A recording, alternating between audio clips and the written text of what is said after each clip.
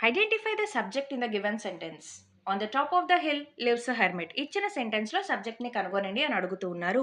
Option A on the top, option B the hill, option C lives a hermit, option D a hermit. మీరు గనక option A or B or C లలో ఏదైనా ఒకటి correct ఏమో అని అనుకున్నట్లయితే మీ guessing తప్పు.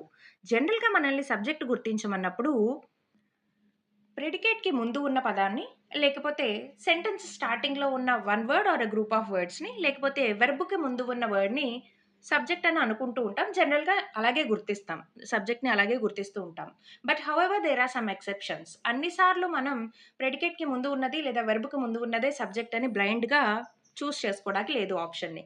కాంపిటీటివ్ ఎగ్జామ్ ఫీల్డ్‌లో మనల్ని గనక డీప్‌గా క్వెషన్ చేయాలి అని వాళ్ళనుకుంటే, ఇలాంటి క్వెషన్స్‌తో మనల్ని కన్‌ఫ్యూజ్ చేస్తూ ఉంటారు. అందువలన వెర్బ్‌కి ముందు ఉన్న పదమే సబ్జెక్ట్ అని మనం బ్లైండ్‌గా నమ్మకూడదు.